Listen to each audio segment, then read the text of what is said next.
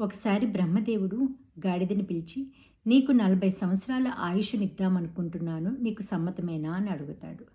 గాడిద విచారంగా, స్వామి, ఈ బరువులు మోసి మోసి నేను చాలా శ్రమిస్తున్నాను, నాకు 40 సంవత్సరాలు వద్దు, 20 సంవత్సరాలు మాత్రం చాలు అని అంటుంది.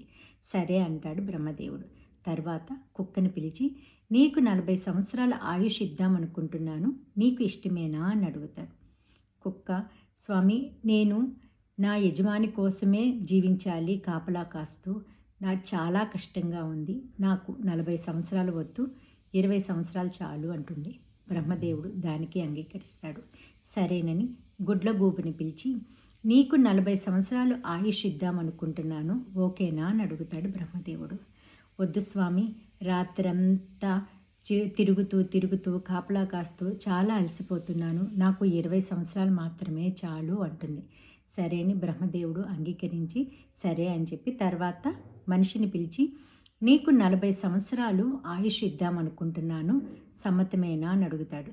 కానీ మనిషి మాత్రం అత్యాశతో, 40 సంవత్సరాలు నాకు సరిపోవు స్వామి, నాకు 100 సంవత్సరాలు కావాలి అని అడుగుతాడు.